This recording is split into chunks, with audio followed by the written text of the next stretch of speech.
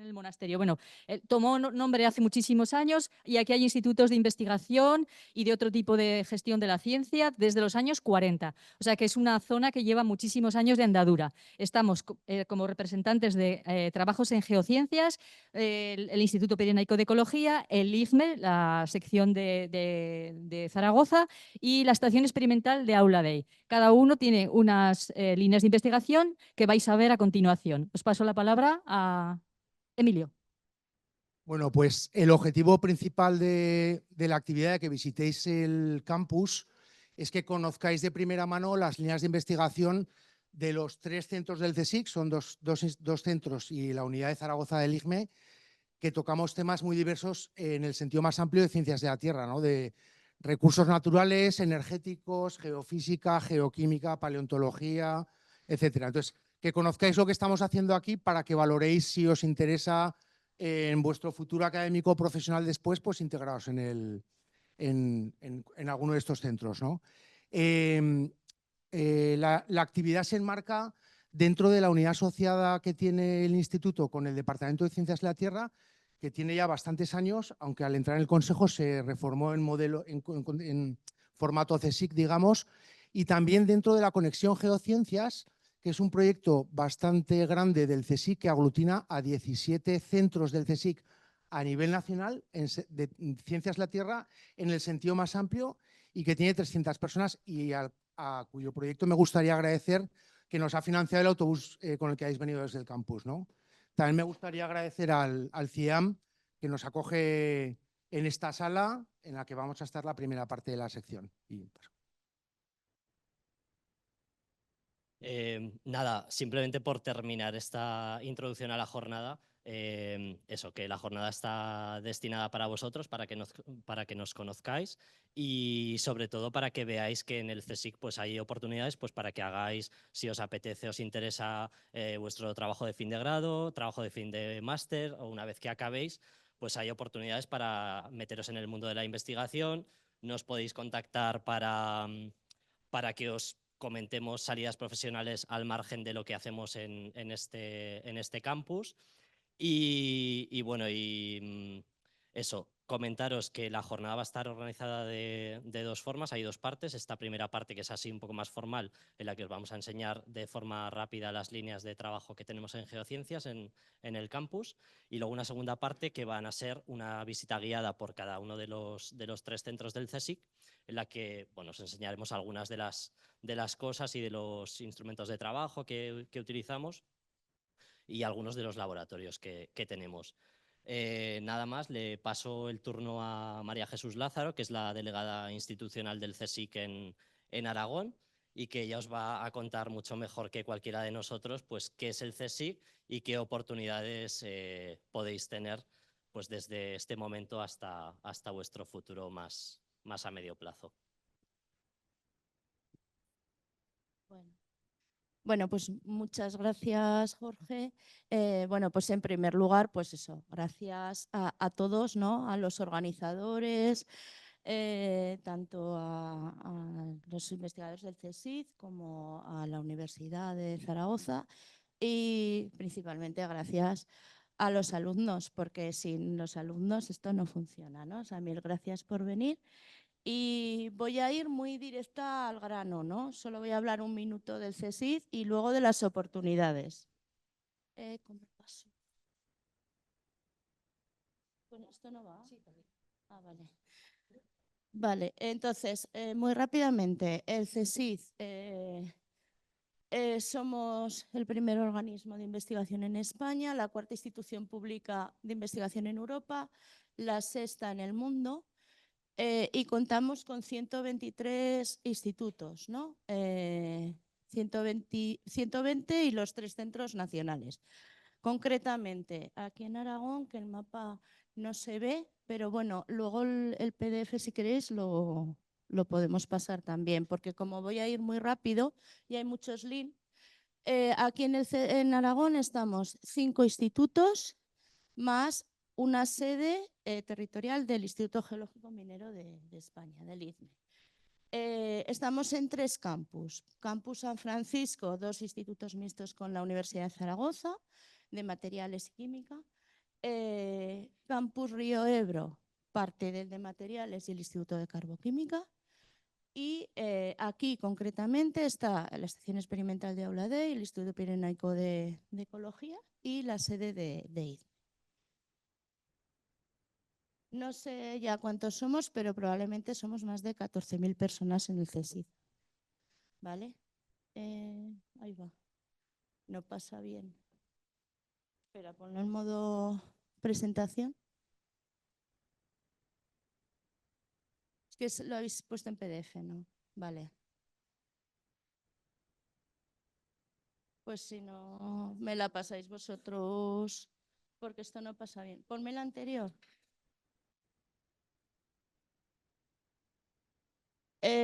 Como tenemos poco tiempo, yo voy a ir muy directamente al grano, ¿vale?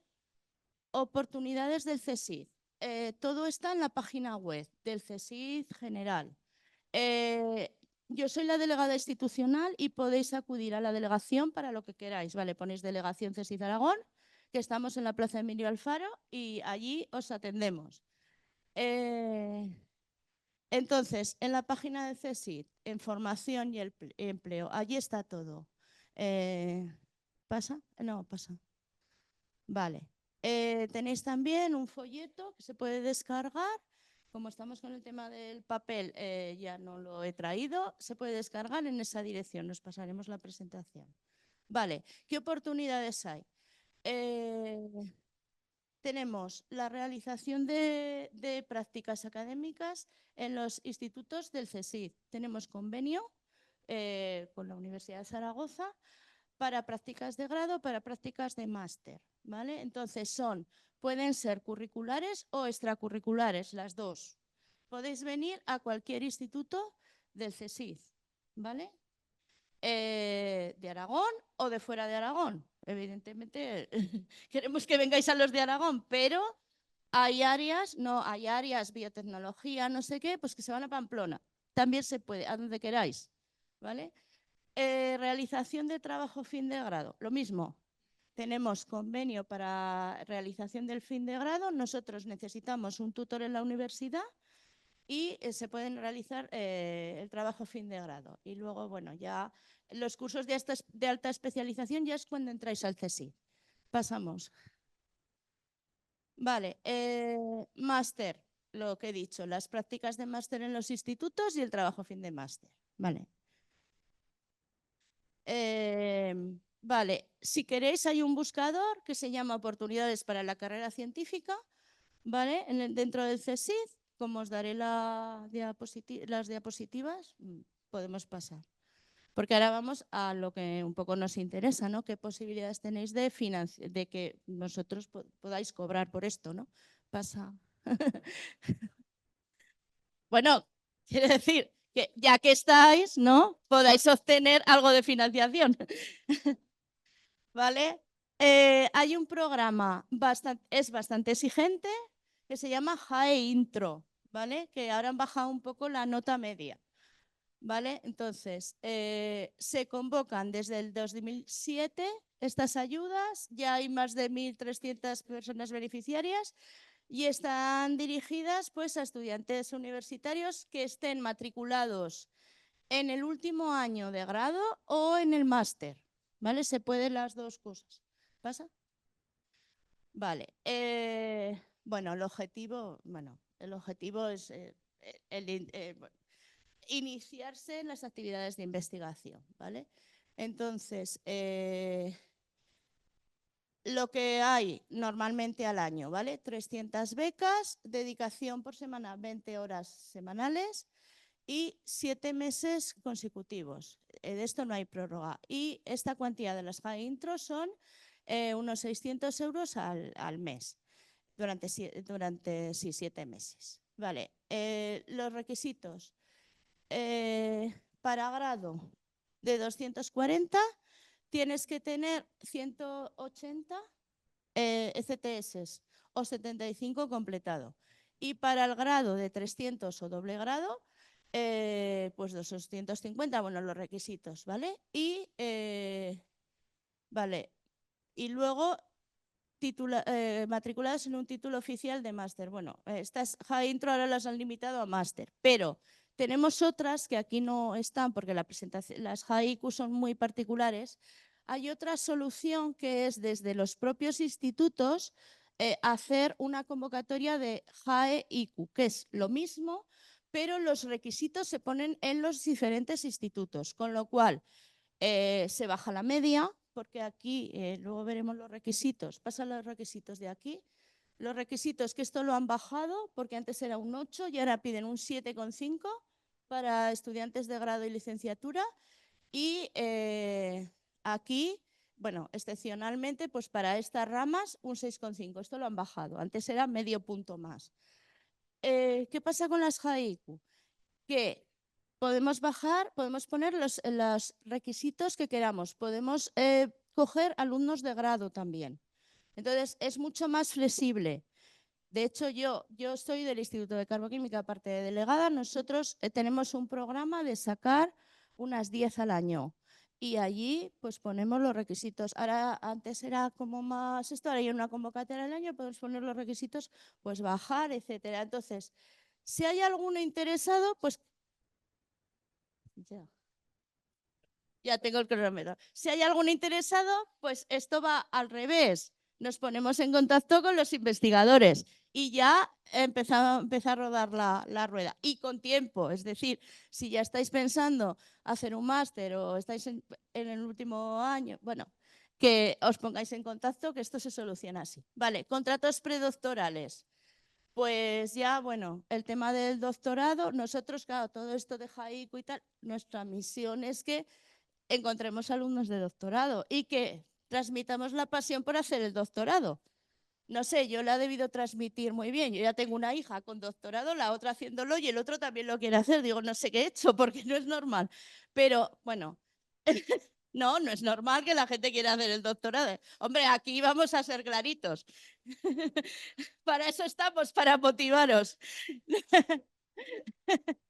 Bueno, contratos predoctorales. Vamos a ir nosotros, bueno, la normativa, los contratos predoctorales están las antiguas FPIs, que las tenemos nosotros de proyectos asignados, las FPUs si tenéis un buen expediente, las de Gobierno de Aragón, que están muy bien.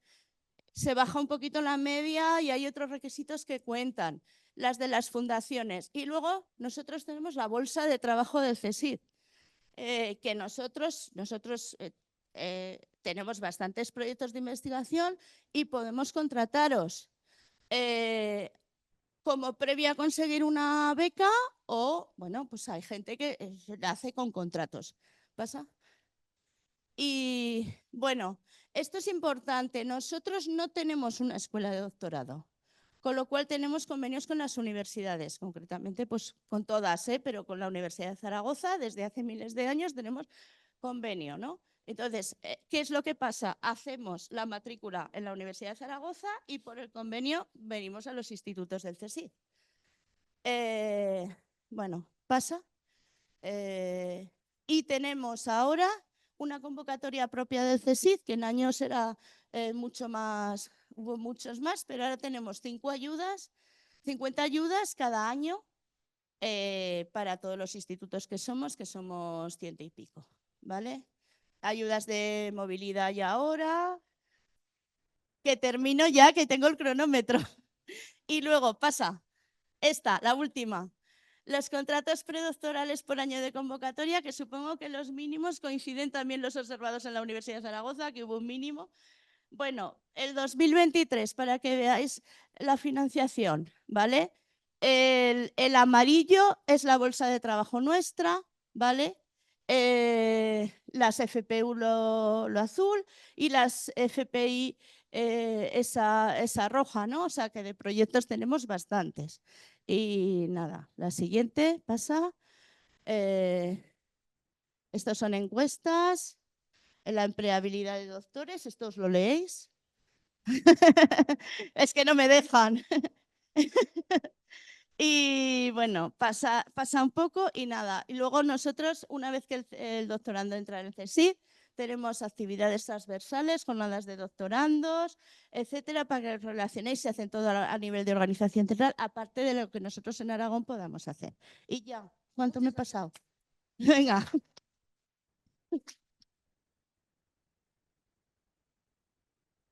Ahora os voy a controlar yo, ¿eh? La tarjeta roja. No sé cuál quieres poner primero. Puedo estar ahí, sí, sí. Oye, el PDF no se encaja en la... El PDF no se encaja.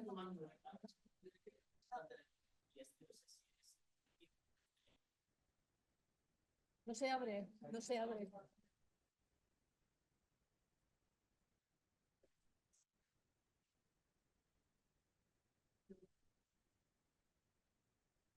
P11.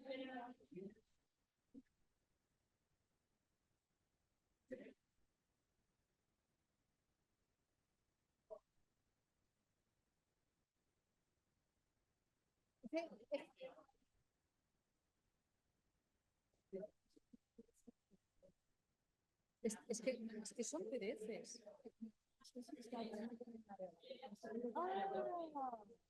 A ver, ya decía yo, digo, qué raro. Que es que está abriéndolo el navegador, yo no entendía nada. Botón derecho. Sí, abrir con... Adobe. No, es que estaba abriendo el navegador Bing, que es una mierda. Vale, y ahora sí, ahora tenemos... Pues no sé dónde está el cacharro de la sección. ¿Habéis sido el PDF? Sí, ya está. No, nada, fuera, ya está.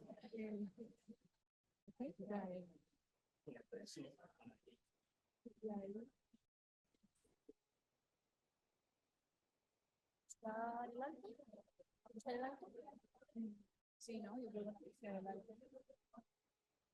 Pues mono de lectura de pantalla. Hay que cerrar eso. Sí, será que... Ahí. Y esto también. Pero que se puede poner modo de lectura de pantalla. En aquí, ¿no? Sí, más abajo. Modo de pantalla. Modo Modo lectura. Ala, ya está. Lo conseguimos. Gracias. 3 minutos. Vamos muy bien.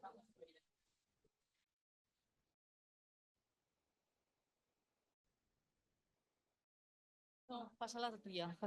Continuamos con la primera presentación de la Estación Experimental de Aula Day. Hola, ¿se me oye? Sí. Buenos días a todos, soy María Tierra y estoy contratada como técnico de apoyo pues, a un proyecto que lleva Carmen, ¿vale? Porque yo obviamente con mi nota no entro a nada con el CSIC, ¿vale? Entonces, bueno, voy a explicaros geomorfología y datación principalmente y luego toda la parte de micromorfología. Nosotros trabajamos en humedales salinos que se encuentran en la cuenca terciaria del Ebro y tienen agua de manera intermitente, aunque también algunos permanentes por el agua de riego que les llega. Trabajamos en 5 humedales principalmente, que son pues, la laguna de Sariñena, la laguna de Gallocanta, que son así los más famosos. Estos humedales se encuentran afectados pues, por ejemplo, placas solares, granjas, polígonos industriales o, debido a las granjas y a los pesticidas que les llegan de la agricultura, pues acumulan contaminantes.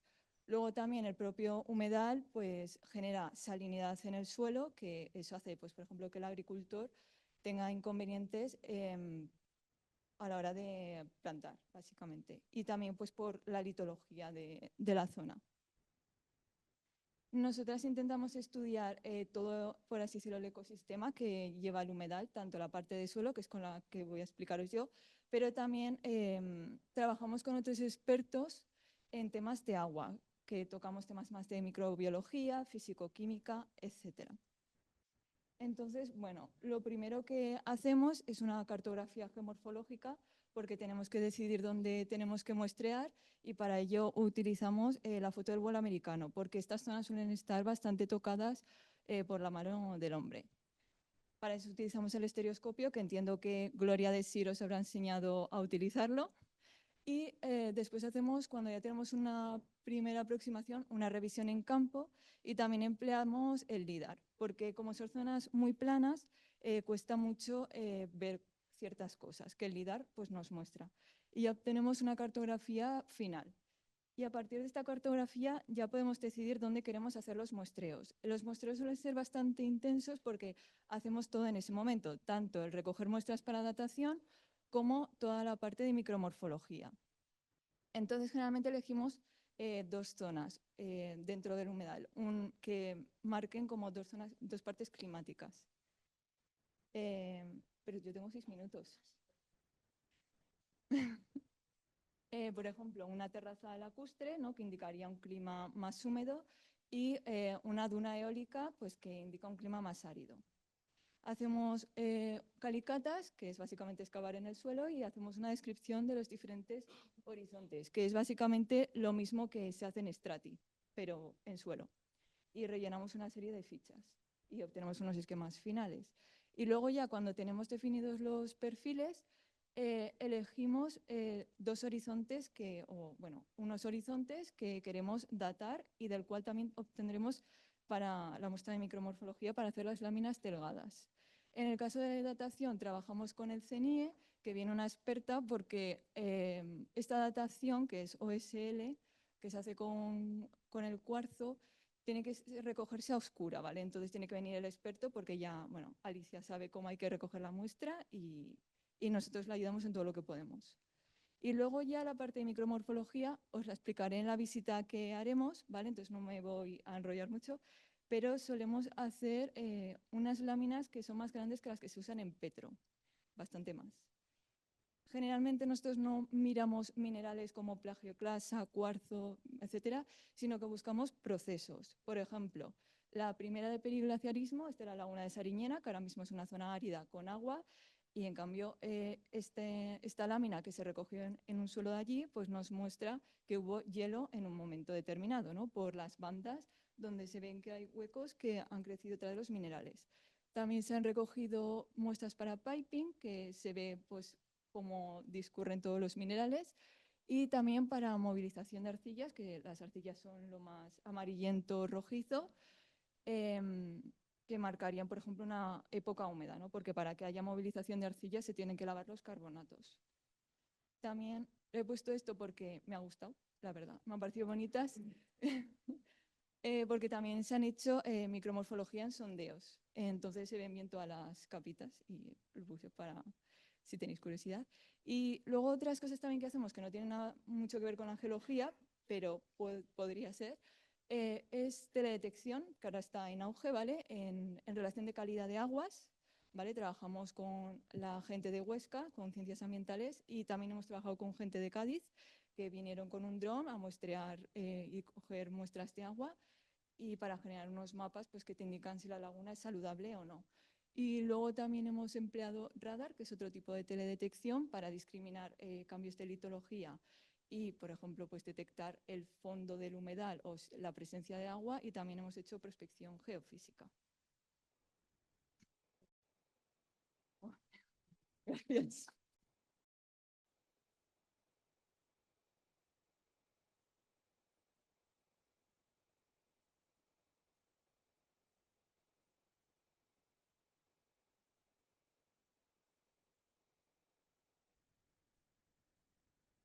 Vale. Buenos días, yo soy David, soy trabajo científico titular de la Estación Experimental de la Ley.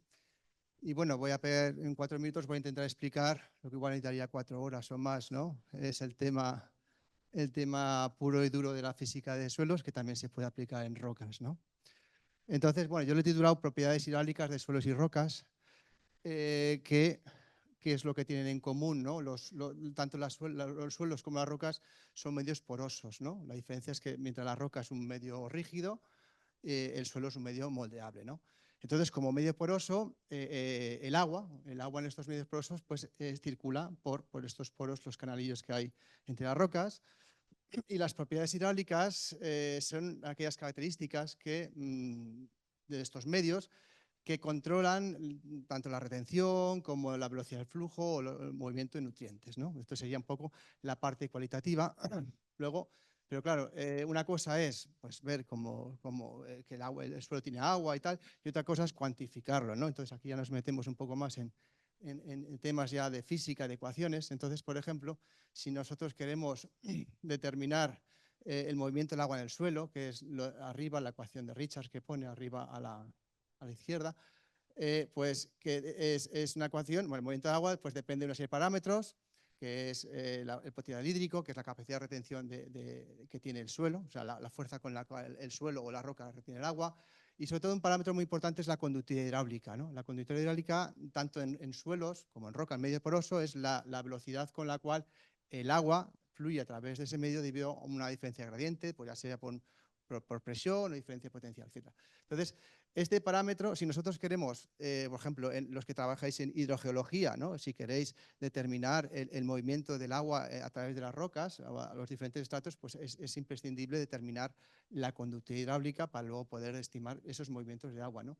Entonces, pero la conductividad hidráulica es un parámetro bastante más complejo, ¿no? Porque depende de la humedad que tiene el sustrato. Es decir, cuando un sustrato está lleno de agua, pues el agua fluye por todos los poros y entonces la conductividad hidráulica es la saturada, la máxima. Pero a medida que ese sustrato se va secando, los poros más grandes se van quedando sin agua y entonces, claro, el agua tiene que circular por los poros más pequeños y la velocidad es más pequeña, entonces digamos que la conductividad hidráulica depende de la cantidad de agua que tiene el suelo, ¿no? No sé si aquí se puede...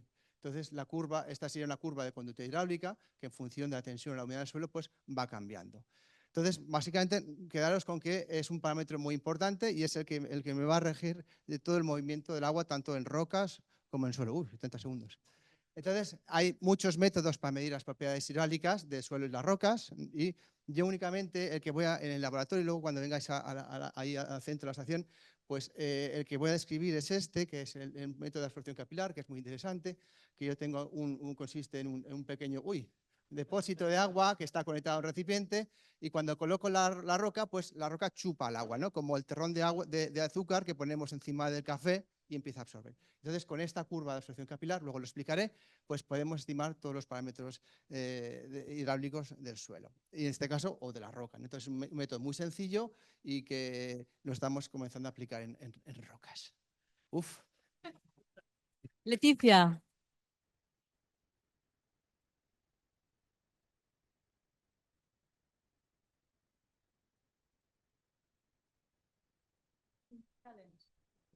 Sí, esto, espera que coja aire. Hola, buenos días a todos. Soy Leticia y os voy a hablar de recursos hídricos y cambio climático. Por favor. Me acelero, así que voy a ganar tiempo. Venga, a ver si lo consigo. Ah, que lo tengo que pasar yo. Claro. ¿Cómo lo...? El bando me sirve este. Ah. Sí, ¿no? A ver, venga. Pues yo me estoy dedicando ahora mismo, bueno, llevo ya un tiempo con los recursos hídricos y el cambio climático.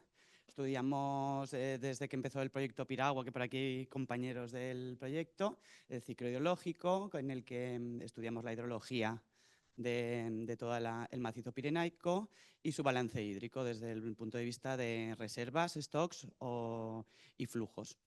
La estudiamos a escala espacial y temporal. Y esto de aquí arriba es el geoportal que podéis encontrar en la web del Observatorio Pirenaico de Cambio Climático, el OPCC, en el que hemos estado trabajando para resumir muchos de los resultados de todo el proyecto Piragua y otros proyectos que gestiona la Comunidad de Trabajo del Pirineo dentro de diferentes proyectos de Interreg POCTEFA. Para estudiar los recursos hídricos y cambio climático de una región tan amplia, a estas escalas de trabajo, tanto temporal como espacial, pues utilizamos un modelo hidrológico. En este caso utilizamos, aquí en la estación experimental, estamos utilizando SWAT y otros compañeros del Observatorio del Ebro utilizan el SASER. Este modelo pues, necesita datos de clima, como datos mínimos, precipitación y temperatura. Hemos recopilado una serie de caudales que para poder calibrar y validar el modelo y, y también tenemos que caracterizar fisiográficamente todo lo que es el macizo pirenaico, desde tipos de suelo, usos de suelo y cubierta vegetal y el relieve. SWAT, que sus acrónimos en inglés serían Soil and Water Assessment Tool, pues va haciendo unidades, superpone esas capas de fisiografía y hace unidades de respuesta hidrológica con las que va calculando las diferentes fases. En este caso, lo que más nos ha interesado a nosotros es los componentes del balance hídrico. Aquí tenemos, os he sacado del geoportal a modo de ejemplo, pues tenemos el agua en el suelo para el periodo 1981-2010, la cubierta nival, la precipitación y la evapotranspiración. Pues no hablo tan rápido como pensaba. Y la parte de cambio climático, pues hemos hecho unas numerosas simulaciones de las que hemos utilizado 6 modelos de cambio climático global regionalizados para el Pirineo y 2 trayectorias de concentración de CO2, la 4.5 y la 8.5, para diferentes temporadas. Aquí tenéis aquí os pongo, venga, para la RCP 4.5, que es las trayectorias de 4.5 y 8.5, en lo que aporta de agua cada subcuenca. Y también tenemos las series temporales. Fin. Gracias.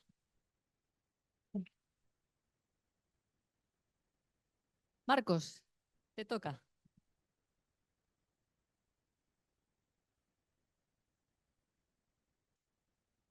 O el avance o la flechita de avance, lo que quieras. Bueno, sí. Hola, hola, hola, ¿está bien?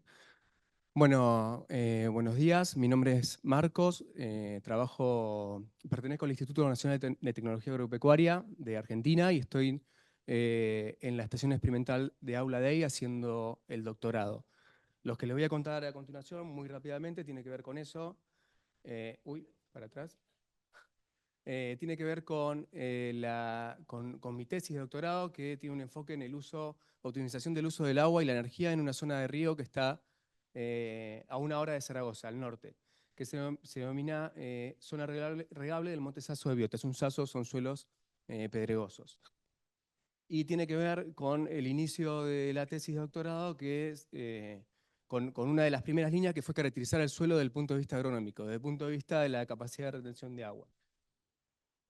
El suelo, justamente desde el punto de vista agronómico, es un sistema complejo dinámico que no solo proporciona un soporte físico para las plantas, sino que también aporta nutrientes y agua, que es el foco de esto que les voy a comentar. Muy rápidamente, a ver. Bueno, acá faltan algunas presentaciones. Por ahí se cortó o algo y bueno, no importa. No, porque por ahí está en el modo presentación y hay otras. Atrás de esta hay otras. Bueno, no se ve. Sí, están solapadas. Se le quitó la animación. No, no pasa nada. Bueno, básicamente lo que inicialmente hicimos es ir a la zona de estudio, que son 1.300 hectáreas, definir unos sitios de muestreo en función de las imágenes satelitales que nos daban información de base. Puntualmente en las 1.300 hectáreas se definieron unos 170 puntos, sitios de muestreo. Se fue al campo a hacer en algunos calicatas, catas, para describir los perfiles. Y en todos esos puntos sí se tomó una muestra de suelo para traerla acá y después analizar parámetros que determinen la capacidad de retención de agua. Por ejemplo, el porcentaje de piedra, es un volumen de suelo que no está reteniendo agua, y 2 límites de humedad que tienen los suelos en relación al riego, que son justamente esto que muestra esta gráfica, que un suelo, luego de una lluvia o un riego, se satura de agua y alcanza, luego de perder agua por gravedad, por percolación, alcanza un límite que es capacidad de campo, que se considera que el suelo está completo de humedad. Y luego otro pierde humedad por evaporación y transpiración, y alcanza un límite inferior donde ya el cultivo no puede absorber el agua o absorberla le lleva semejante estrés que marchita, que es este otro punto. Eso lo vamos a ver en la siguiente visita en el laboratorio. Entonces, ya con toda esa información de campo, lo que se buscó es relacionar, como teníamos información satelital que nos hablaba bien de de qué característica tenía el suelo, relacionamos la información satelital con la información de campo y vimos que había muy buena relación y desarrollamos modelos para poder elaborar mapas de, por ejemplo, de toda la zona de estudio. Esta es la zona de estudio que les iba a mostrar en las fotos que no se mostraron. Mapas de pedregosidad, por ejemplo, y lo que más nos interesa, que es el mapa de capacidad de retención de agua de toda la zona de estudio. Gracias.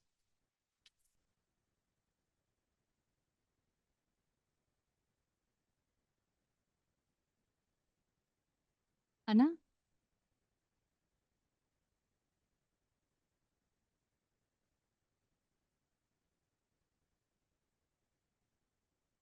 Este es. Sí, avanzar, retrasar y si no de avanzar. Vale, retrasar. vale. Si quieres que te ayude, te ayudo. No, va bien. Hola, buenos días. Soy Ana Navas y soy responsable del grupo de erosión y evaluación de suelo y agua en la estación experimental de Aula Dei. Y voy a presentar dos presentaciones porque no está Leticia Gaspar, que está en Canadá y bueno, no puede asistir a presentar la parte suya.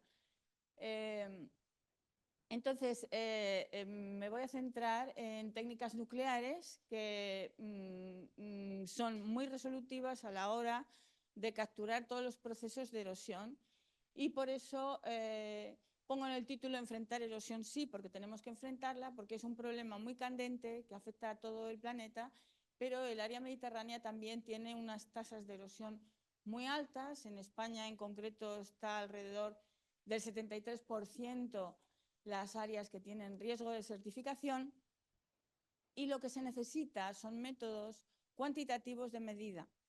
Y es muy difícil de obtener por los métodos tradicionales, entonces ya hace unos cuantos años que se empezaron a utilizar las técnicas nucleares. Nosotros en concreto ya son casi 30 años que las estamos utilizando. Básicamente son distintos radionucleidos que tienen origen litogénico, como el plomo en exceso, cosmogénico como el berilio o los que están producidos por los test nucleares como el cesio-137. Entonces, básicamente, la problemática es tal que la Unión Europea en todos los proyectos y en todas las temáticas ambientales está promocionando mucho el que se investigue en estos temas de pérdida de suelo porque es un requerimiento no solo para la salud del suelo como tal, sino para los requisitos de seguridad alimentaria. Si esto lo trasladamos a África, aquí la pérdida de suelo se valora, por ejemplo, en la Unión Europea, unos 50.000 millones de euros al año, pero en África es la separación entre la vida y la muerte, así de claro, esto lo hemos podido ver, ¿no? Entonces, en este esquema sinóptico he representado una cuenca, voy a referirme prácticamente solo a dos de las aplicaciones, porque por lo menos sí que os tendríais que quedar con la idea de que estos radionucleidos son radiotrazadores de muchos procesos y aquí solo vamos a hablar de los dos más importantes de momento, ¿no? Entonces, básicamente lo que veis ahí, estos perfiles en negro, es la actividad en la profundidad del perfil del suelo después de que se ha muestreado y nos va a dar un valor en cada uno de estos puntos que se han muestreado que se va a comparar con respecto al lugar de referencia. Y con eso, si hay pérdida o ganancia, vamos a tener el proceso que ha sucedido. Al final es tener como una radiografía del suelo donde podemos llegar a identificar la profundidad del arado, si ha habido algún efecto antropogénico que ha movido el suelo o si hay procesos directamente de movilización física que están alterando una situación de normalidad en el perfil del suelo. Pero también hay otras posibilidades de aplicar radionucleidos, lo represento en estos pequeños puntos de colores, donde se toman muestras superficiales para la tecnología que se conoce como el fingerprinting, que es de huellas dactilares. Entonces se hace una caracterización de esas áreas fuente y luego se puede recoger a lo largo del curso del río material en suspensión o material del cauce y podemos comparar con las fuentes e identificar así las procedencias y también cuantificar los aportes. Si al final del río podemos tener un cuerpo de agua tipo lago o embalse y podemos extraer un sondeo, vamos a tener ahí acumulado toda la experiencia de procesos que han sucedido en esa cuenca para el periodo que se ha muestreado. Con una datación cronológica podemos saber y ascribir a una determinada edad esos procesos. Esto sería un poco un resumen de algunas de las posibilidades que ofrecen los radiotrazadores. Centrándonos un poco más en la de cuantificación de tasas de erosión, porque sí que necesitamos saber cuánto se pierde en un sitio o no, porque si no, no podemos proponer estrategias de conservación o hacer elementos lineales o barreras de vegetación que puedan retener el suelo, ¿no? Básicamente, como os decía antes, es comparar con un sitio de referencia lo que nos encontramos a lo largo de la ladera. Tened en cuenta que esto es un proceso geomorfológico y lo primero que encontramos es que el movimiento del suelo sigue las pautas de los procesos geomorfológicos, pero luego la actividad antropogénica tiene un efecto muy importante y modifica mucho. Probablemente sea una de las fuerzas motoras más importantes de todo lo que estamos observando en cuanto a la pérdida de suelo. Se extrae el sondeo, se secciona, algunos son bulk, no son seccionables, pero los seccionables son los que los seccionados nos dan una información muy detallada de todo lo que es la profundidad del perfil del suelo. Y bueno, ahí no se ve mucho. Tenemos el desarrollo de nuestros propios modelos. Hay un doctorando que está haciendo ahora la tesis, Arturo Catalá, que ha utilizado un paquete, lo ha puesto en formato R y tiene muchas utilidades. Y con esto pasamos del dato que tenemos en el sondeo de actividad másica a una tasa de pérdida de suelo. 30 segundos de 6 minutos. Madre, bueno, esto es horroroso. Y lo que es la técnica de huellas dactilares, pues nos permite determinar en cada punto de muestreo cuáles son las diferentes procedencias y cuantificar los aportes. Aquí me quedo. En los sensores cosmogénicos, Leticia Gaspar lidera esta línea, utiliza estos sensores que son sensores de rayos cósmicos y también sensores proximales gamma. Quería deciros que aquí la radiactividad que se mide es la ambiental, no hay fuentes de radiactividad. Entonces, lo que sucede es que tenemos una determinada huella en la que podemos estar controlando el valor del contenido de agua en el suelo. Aquí tenemos un periodo seco y un periodo húmedo que quedan perfectamente marcados por el distinto contenido y por las cuentas que nos dan distintos contenidos de humedad en el suelo. Y aquí representamos, bueno, cómo se trabaja con un sensor proximal gamma y este es el transportado.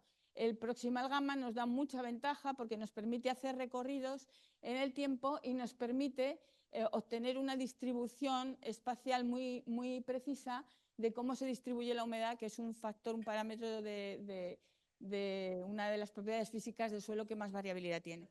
Bueno, pues muchas gracias a todos.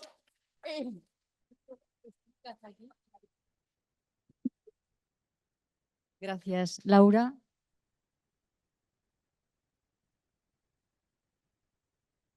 Bueno, no ha llegado a pasar su minuto, está súper bien, súper bien.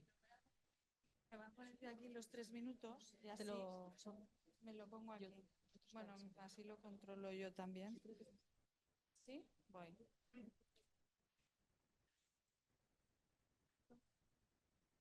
Vale. Buenos días a todos. Voy a hacer esta presentación para, sobre todo, introduciros a instituciones internacionales para que podáis valorarlas en vuestro futuro profesional. Actualmente trabajo aquí en esta casa, en el Centro Internacional de Altos Estudios Agronómicos Mediterráneos. Lleva más de 60 años trabajando para la cooperación multilateral en materia de sistemas agroalimentarios sostenibles, pesca, acuicultura, agua, suelo y ecosistemas, gestión forestal y desarrollo territorial. Es una institución intergubernamental compuesta por 13 Estados miembros de la Orla Mediterránea. Tenemos una unidad de formación principalmente dedicada a la creación de capacidades y formación con 8 másteres reconocidos por universidades españolas y además cursos avanzados para profesionales, que yo os animo a visitar por si queréis completar vuestra formación. También tenemos redes con la FAO y con ICARDA y sobre todo ahí veis nuestros 4 primeros objetivos relacionados fundamentalmente con la Agenda 2030. Aquí tenemos, yo trabajo en la unidad de proyectos, aquí os he puesto el portfolio que tenemos actualmente. Somos un equipo multidisciplinar, yo soy geóloga, ingenieros agrónomos, hay una persona de cooperación y básicamente, como podéis ver, hay una gran diversidad de temáticas. Yo llevo 3 de estos proyectos, uno que es en Líbano, dedicado plenamente a la cooperación, y ya veis, hay gestión integrada de placas de el compañero Joaquín Balduque, desde género hasta sostenibilidad de sistemas en pastoreo mediterráneo. A mí me gustaría introduciros aquí sobre todo EuroGeoSurveys, donde yo tuve la oportunidad de trabajar en Bruselas. Aglutina los 37 servicios geológicos que son dependientes de los ministerios, pueden ser de economía, medio ambiente, en el caso de España, y quería presentaros las prioridades de la Comisión Europea, que es interesante porque esto va a determinar, son las prioridades de investigación y va a determinar las líneas de investigación y dónde se va a poner dinero, ¿no? Donde la Comisión Europea va a poner dinero. Sobre todo y fundamentalmente la geología está relacionada con el European Green Deal, que son esos 4 puntos que tenéis ahí: economía circular y tecnologías limpias, objetivo de neutralidad climática, preservar el entorno natural y hacia una ambición de contaminación cero. Os he puesto las instituciones con las que yo trabajaba. ASMI es la Asociación de los Servicios Geológicos de Latinoamérica, la de África, que teníamos un proyecto de más de 16 años para formación de geólogos, la IUS, que es mucho más internacional, y la Asociación de Colegios Profesionales, en la que está el ICOG, que también os invito a que lo visitéis, y la World Community. Bien. Aquí veis las temáticas relacionadas a esas prioridades para que veáis dónde estarían las grandes líneas, ¿no? Minerales, materias primas, el reto medioambiental con la geoenergía, agua limpia, el subsuelo, el papel que desempeña y sobre todo la digitalización de todo esto que vosotros conocéis bien, cómo se ha hecho la cartografía tradicional. Estos son los 11 grupos de expertos que yo coordinaba y voy, para que veáis las temáticas, termino, solo me queda una. Y por último, la conclusión de toda esta presentación es deciros que todas estas instituciones no solamente son investigación, sino que crean infraestructuras de conocimiento, tanto redes como grupos de trabajo. ¿Para qué? Para proveer información, asistencia técnico-científica y el asesoramiento a administraciones y otros agentes público-privados y a la sociedad en general. Gracias.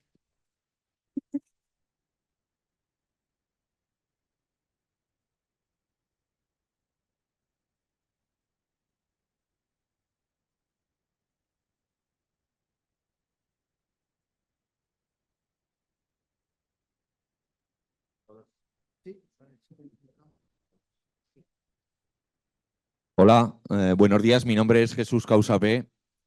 En primer lugar, pues haceos constar a los estudiantes a los que va dirigido que tenéis mucha suerte de que se organice una jornada como esta, porque me consta que la mayoría de vosotros no conocíais los centros del CSIC y tampoco conocíais este campus.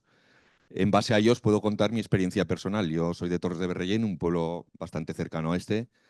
Estudié geología como vosotros en la Universidad de Zaragoza y hasta que no, después de terminar, hice la prestación social, marché a trabajar en Geotecnia en Canarias, hasta que luego cuando regresé hice un curso en una escuela taller aquí en el Río Gallego, detrás de la papelera, no tenía conocimiento de la existencia de este campus. Yo vine por mi cuenta, me informé de los centros que había y vi que había muchas oportunidades de trabajo, como estáis viendo, líneas de investigación que encajan mucho con nuestra área de trabajo y muchos centros, no solamente estos del CSIC, como es la jornada de hoy, sino también sabéis que detrás, al otro lado de la carretera, hay varios centros de la DGA, entre ellos está el Centro de Investigación y Tecnología Agroalimentaria, que es el más grande, y que, por ejemplo, es en el que yo terminé haciendo mi tesis doctoral. También está otros centros como este, como el CINEAN, más dedicados a la formación, con cursos ya han dicho avanzados y másteres. Hay uno muy interesante sobre desarrollo rural, que quizás es el que más encaje con nuestra formación, y cursos específicos cortos, pero de nivel avanzado, en los que, por ejemplo, yo he sido tanto alumno como profesor en tiempos, ¿no? Mi formación, ya os he dicho que soy geólogo, pero también soy pequeño agricultor. Entonces, a lo largo de mi carrera he estado siempre en medio de las dos cosas, que yo considero que al final es algo que vosotros también teníais que buscar, no solamente aportar en vuestros trabajos vuestros conocimientos de geología, sino buscar un valor añadido a otra especialidad que vosotros conozcáis y que podéis aportar a donde vayáis. En mi caso siempre he sido un poquitín el patito feo de donde he estado, porque la tesis la hice en el CITA y allí estábamos pocos geólogos y entonces era un poco la nota discordante. Luego saqué la oposición para el IGME y aquí en el IGME, pues en temas de agricultura o de medio ambiente, tampoco, o de agricultura relacionada con el medio ambiente, tampoco hay grandes especialistas. Entonces he sido siempre un poco complementario. De hecho, al final tengo 2 tesis doctorales, una en geología y otra en ciencias agrarias. Mi llegada al CITA coincidió en un proyecto sobre aprovechamiento de agua de regadío y contaminación, que ha sido mi línea de investigación principal. Estos estudios se basaban en balances de agua en cuencas hidrológicas de regadío y, por ejemplo, una de las aportaciones que hice como geólogo es que estos estudios, hasta que llegué yo, no tenían nunca en cuenta las aguas subterráneas. Eran grandes desconocidas porque eran trabajos que hacían fundamentalmente agrónomos. De ahí va un poquitín una de las aportaciones que podemos hacer, ¿no? Con ello se pretende evaluar y diagnosticar el aprovechamiento del agua y la contaminación inducida por los regadíos y luego intentar evaluar soluciones, pues con sensores que hacen programaciones del riego automáticas para que no tengan que decidir los agricultores, evaluación de nuevos fertilizantes que eviten la lisificación del nitrato, muchas medidas agronómicas, ¿no? También hacemos medidas de remediación como estas, que son humedales artificiales en los cuales hacemos ensayos para desnitrificar el nitrato, ¿no? Hacemos estudios también en otra zona de estudio, que es la laguna de Gallo Canta, temas también de modelos hidrogeológicos, de cambio climático, de contaminación por plaguicidas, muchas temáticas muy distintas, incluso una muy particular que es la contaminación por el yoduro de plata de la lucha antigranizo, ¿no? Y estos trabajos también me permiten desarrollar líneas de inquietudes personales, como son estudios de patrimonio geológico en un pueblecito a lo de Gallo Canta, que es el pueblo de mi madre, que es Used, donde hemos... Entonces, os digo que este trabajo, si os dediquéis a esto, también os permitirá desarrollar inquietudes, incluso estudios sobre la recuperación de una variedad de melón en mi pueblo, en Torres de Berrellén, estudios también realizados con la calidad del melón frente a la calidad físico-química del agua de riego y de los suelos. Y nada, muchas gracias. Gracias.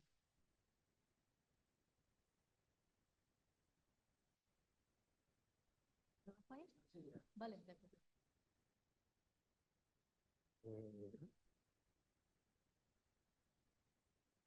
Hola, buenos días. Yo soy Jorge Jodar y os voy a hablar de hidrogeología, que es lo que hacemos tanto Javier Lambán como yo en el Instituto Geológico y Minero. Bueno, hidrogeología, el título es Hidrogeología en zonas de alta montaña, pero bien podríamos haber dicho hidrogeología en zonas donde el clima es desapacible, que es básicamente son esas zonas donde las condiciones climáticas controlan la recarga que reciben los acuíferos. Entonces, el agua subterránea es un recurso que en muchas zonas es imprescindible y no se puede gestionar si no se conoce cómo funcionan estos acuíferos de los que queremos sacar agua, ¿no? Entonces, nuestro trabajo consiste precisamente en saber cómo funcionan estos sistemas donde el agua se almacena y se libera y de manera que podamos hacer un aprovechamiento sostenible, ¿no? Nosotros, claro, en zonas de alta montaña o en zonas donde el clima es desapacible, es difícil trabajar, los equipos se rompen, es difícil el acceso y entonces es condición indispensable tener ganas de salir al campo porque desde la silla o del despacho es muy difícil tirar para adelante de proyectos de este tipo. Entonces nosotros lo medimos todo, se mide todo lo que se puede medir, precipitaciones, caudales, niveles, la hidroquímica, el contenido isotópico, todo lo que se te pueda ocurrir y se pueda medir, hay que medirlo. Bueno, todos esos datos ¿para qué? Pues para poder modelar y para poder gestionar, básicamente.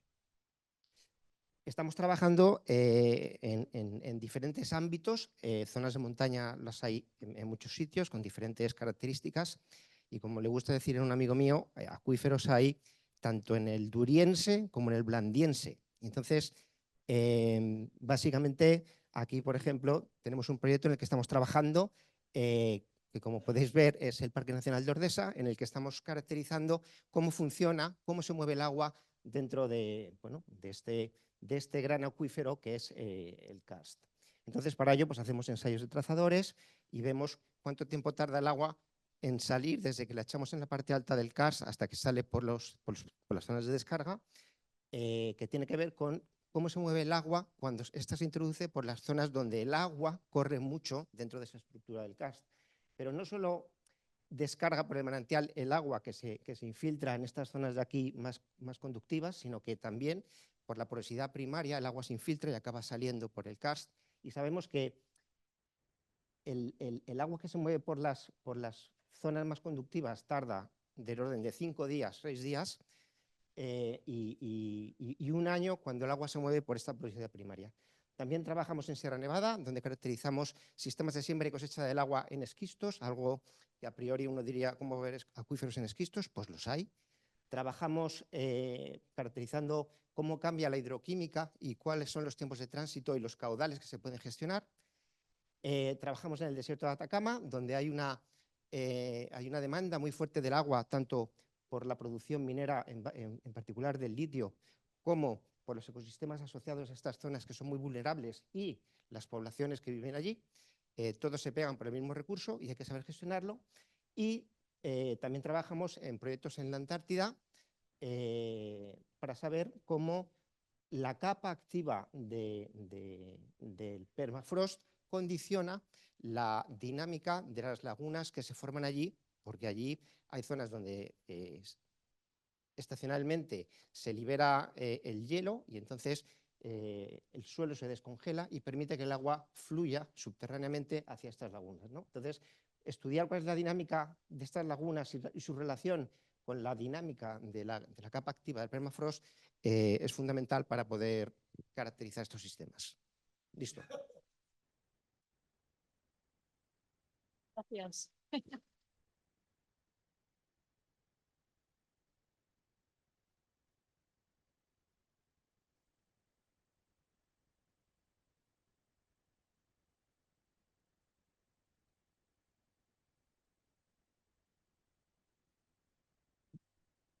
Hola, buenas a todos. Soy Miguel Ángel Marazuela. ¿De dónde se pasan? Perfecto. Y yo voy a hablaros de los trabajos que hacemos sobre modelación hidrogeológica y geotérmica. No tengo mucho tiempo, pero bueno, deciros que actualmente son básicamente 3 proyectos europeos, Natalie, Génesis y Arsinoe los que tenemos, más algún proyecto nacional y con la Confederación Hidrográfica del Ebro. Y en primer lugar, deciros por qué hacemos estos modelos hidrogeológicos, porque son importantes. Pues bueno, todos procesos tanto naturales como antrópicos que han ido saliendo en las distintas presentaciones forman parte de los sistemas hidrogeológicos y los modelos son la única herramienta que nos van a permitir precisamente integrar todos estos componentes naturales y antrópicos, así como cuantificar impactos, simular escenarios futuros y poder evaluar medidas preventivas y correctivas para nuestros acuíferos. Lo que hacemos es aplicar estos modelos a distintas líneas de investigación que he dividido en 5 puntos para esta presentación. El primero de ellos, y uno de los principales, es la geotermia somera. La geotermia lo que hace es aprovecharse de que la temperatura en los acuíferos es bastante estable para hacer más eficiente el proceso de climatización y refrigeración de los edificios. Sin embargo, nos genera unas aguas de retorno que van a impactar térmicamente los acuíferos y pueden reducir la eficiencia de las instalaciones que están aguas abajo. Por ello, los modelos, lo que hacemos, como en este modelo de la ciudad de Zaragoza, es aplicarlos para mejorar la gestión de estos acuíferos urbanos. También, por ejemplo, en la tesis que estamos dirigiendo de Jorge Martínez, lo que hacemos es ver cómo podemos optimizar la operación de estas instalaciones geotérmicas para reducir los impactos. Por otro lado, también aplicamos estos modelos a acuíferos costeros e insulares. Estos acuíferos, sobre todo los insulares, normalmente en la superficie no tenemos casi agua dulce, por lo que recurrimos al agua del subsuelo, que también es bastante escasa y generalmente salinizada. Entonces, por ejemplo, en este caso os muestro un modelo que hemos hecho recientemente de la isla del Hierro, donde vemos pues, la influencia que tienen las distintas orientaciones de los diques, siguiendo los 3 RIF, en las direcciones de flujo y cómo esto condiciona la extracción del agua que luego se provee a los ciudadanos y para el regadío, digamos. Otra de las aplicaciones donde también podemos usar estos modelos son los salares andinos, la minería del litio, que ya os ha comentado Jorge al final. El litio se extrae mediante bombeo de la salmuera, que luego se lleva a estas balsas, donde se evapora y se hacen precipitar las sales ricas en litio. Pero todos estos bombeos nos generan un impacto. Y aquí los modelos nos van a ayudar a reducir a gestionar mejor los bombeos para reducir estos impactos, así como también, por ejemplo, en el modelo este que vemos aquí abajo, pues para saber cuál es el origen del litio, hacer un cálculo de las reservas de litio o su tasa de renovabilidad. Y las dos últimas aplicaciones que podemos hacer de estos modelos, o que hacemos al menos en el grupo, sería la recarga artificial de acuíferos.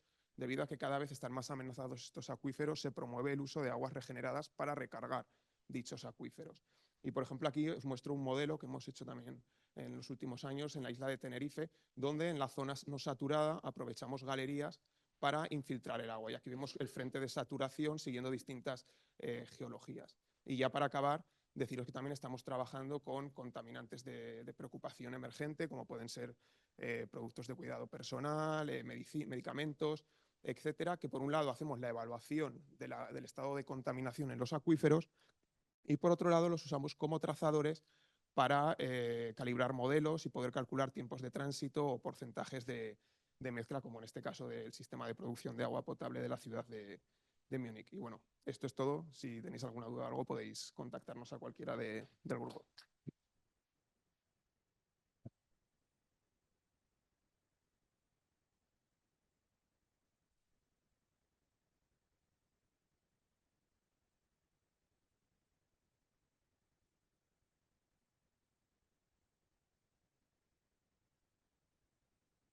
Bueno, buenos días.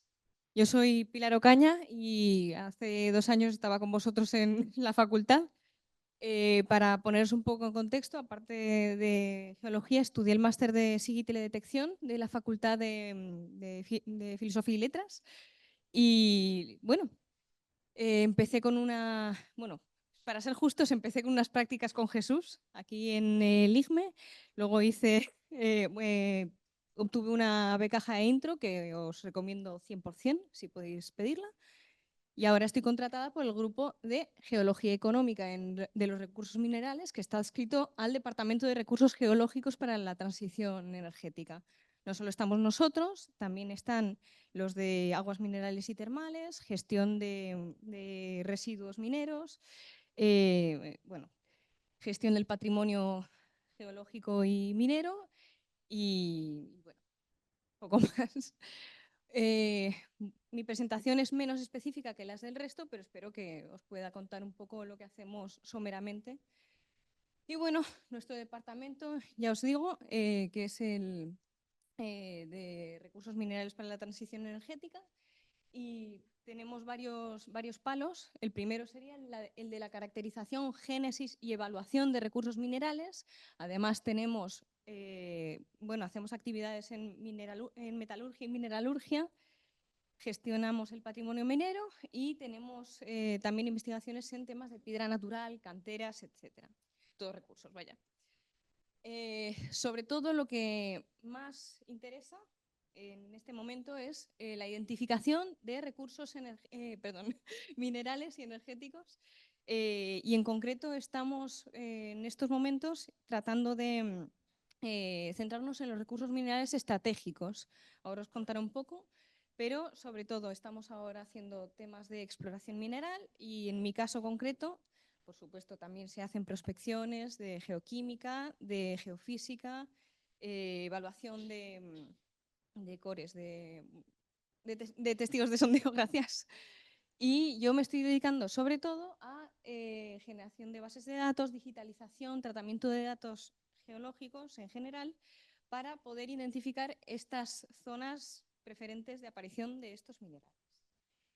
Además, colaboramos con organismos gestores de estas materias primas, esto es, las empresas que pueden llegar a explotar estas zonas donde se encuentran las mineralizaciones. Participamos en varios proyectos europeos, de hecho, hasta hace bien poco aprobaron uno que obliga a tener este tipo de proyectos en todos los países de la Unión, y proyectos internacionales. Aquí tenéis las oportunidades que hay dentro del grupo, que ellos nos han contado, con lo cual me lo salto. Los programas que tenemos, pues los que ya conocéis. Aparte también hacemos un poquito de programación y fuentes de datos, las propias y las que se pueden tener en repositorios de imagen satelital, por ejemplo, para hacer teledetección avanzada. Y los ejemplos que os voy a poner ahora en un momento es la exploración que hicimos de depósitos de litio en en el oeste de la península, ¿de acuerdo? Para lo cual, estos serían los resultados finales. Hicimos la interpelación de los datos geoquímicos, además de sacar las anomalías residuales de la zona y comparándolo con otros datos estructurales. Esto es muy resumido, ¿vale? Y además con el Magna, que no sé si se nota qué es. Obtuvimos 3 zonas preferenciales donde además tenemos ya datos históricos de que existen depósitos de litio y son las 3 zonas más importantes que tenemos ahora mismo para extraer este elemento aquí en España, ¿no? Y ya está, gracias por la atención.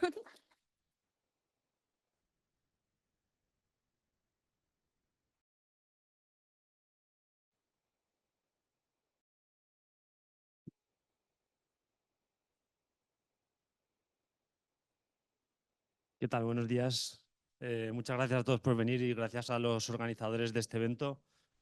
Espero que podáis, a partir de estas presentaciones, ver los trabajos que realizamos aquí en el campus de Auladell. Yo soy Samuel Zamora y soy paleontólogo del Instituto Geológico y Minero de España.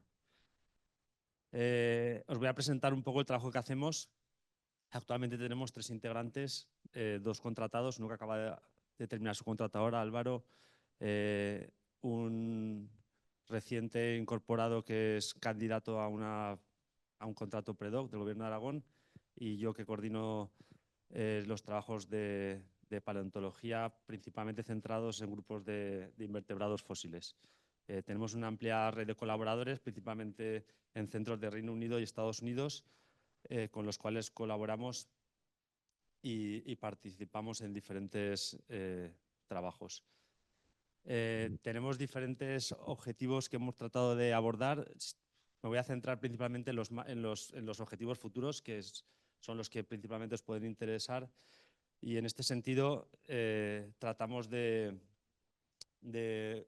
aportar información a 3 cuestiones que son cruciales para entender la biología de los organismos del pasado. Principalmente estamos centrados en entender el origen de los hotspots de diversidades actuales, ya que sabemos que a día de hoy las mayores diversidades se concentran en zonas tropicales, principalmente en los mares del Indo-Pacífico y del Caribe, pero gracias al registro geológico que tenemos aquí, en Aragón, podemos explorar y entender cómo fueron los hotspots a lo largo del terciario, principalmente del antiguo Tetis.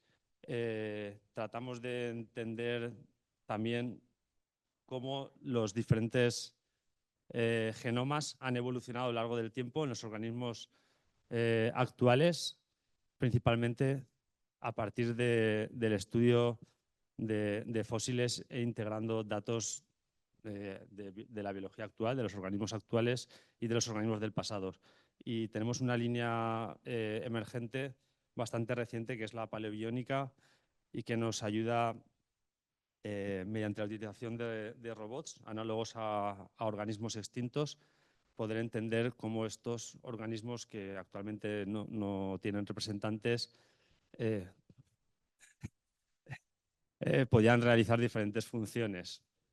Tenemos 3 proyectos activos, uno de la Fundación BBVA sobre la terrestrialización, también basado en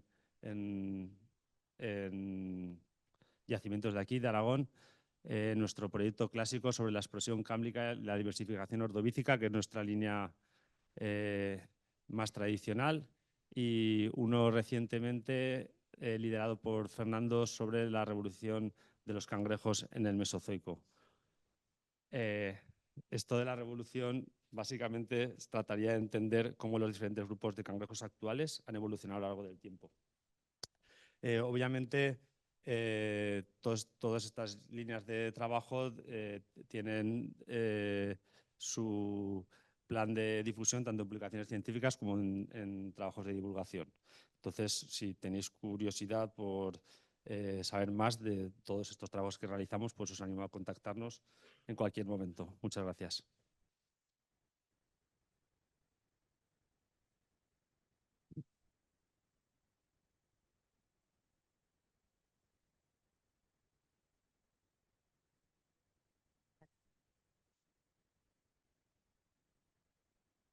Hola, buenos días a todos.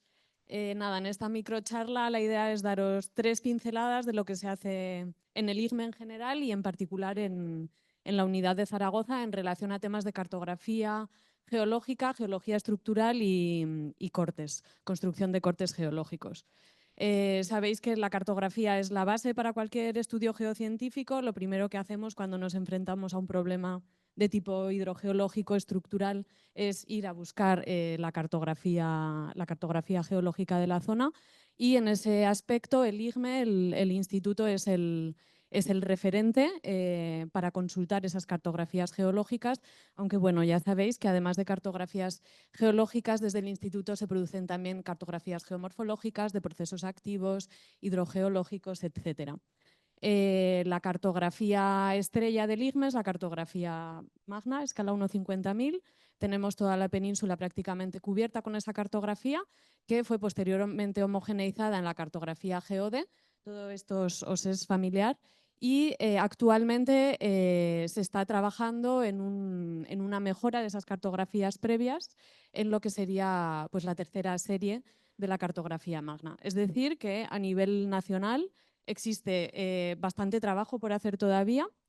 A nivel internacional, comentaros que el instituto tiene proyectos activos y colaboraciones activas con otros servicios geológicos europeos. Se ha mencionado anteriormente Eurogeosurveys, y también internacionales con Iberoamérica. La cartografía geológica va normalmente de la mano de estudios en geología estructural. En este aspecto, desde la oficina de Zaragoza, trabajamos en diferentes tipos de deformación, tanto compresiva como extensiva, y de diferentes edades.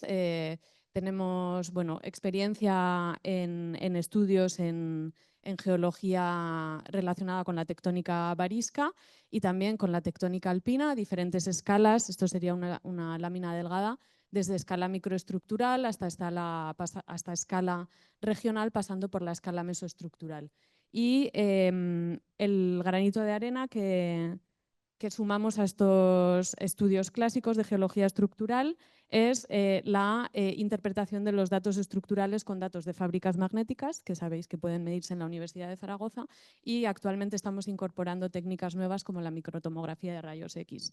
En otros equipos se trabaja también en tectónica reciente. Con todo esto podemos construir cortes geológicos implementando también datos de sísmica. Esta sería la cobertura sísmica de la península ibérica. Bueno, pues datos de superficie, datos estructurales e interpretación sísmica para construir cortes geológicos, que son la base de modelos 3D, que os comentará posteriormente mi compañera Tania. Y aplicación de estos cortes geológicos y modelos 3D, pues una aplicación directa de cara a la evaluación de almacenes en el subsuelo. Almacenes de gas natural, como sería el caso del almacén del Serrablo, que quizás lo habéis visitado durante la carrera. También evaluación de potenciales reservorios geotérmicos y igualmente almacenes de hidrógeno y de CO2. Utilizamos software específico para construir esos cortes geológicos a diferentes escalas, tanto de la corteza superior como a escala cortical, y colaboramos con grupos potentes de universidades, grupos potentes en geología estructural. Tenemos colaboraciones con empresas energéticas que en ocasiones nos facilitan el acceso a la interpretación sísmica y financiación variable desde nivel europeo hasta nivel provincial. Ahí tenéis una lista de los proyectos recientes, mayoritariamente centrados en Pirineos, Cuenca del Ebro y Cordillera Ibérica, y un listado de las tesis y trabajos recientemente dirigidos. Eso es todo.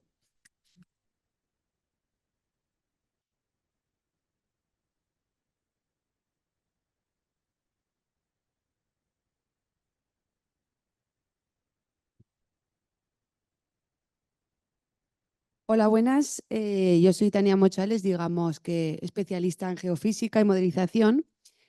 Y la geofísica es la rama principal de las ciencias de la Tierra que aplica a los principios y métodos de la física y nos permite conocer pues, desde la comprensión estructural hasta estudios de almacenes geológicos, cronología, almacenamientos subterráneos de agua, y nos ha permitido, este es el puntito, nos ha permitido conocer la deriva de los continentes y la tectónica de placas, su evolución en el tiempo, cómo derivan los continentes y la geometría de las placas tectónicas. ¿En qué se basa la geofísica? Se basa en la comprensión o el estudio de las anomalías magnéticas en la corteza o en el manto, y consiste en una perturbación en una magnitud física, sea eléctrica, sísmica, magnética, gravimétrica, y se establecen anomalías en estas propiedades físicas. Se pueden modelizar de forma directa o realizar una inversión de los datos para intentar especular qué cuerpos pueden generar estas anomalías.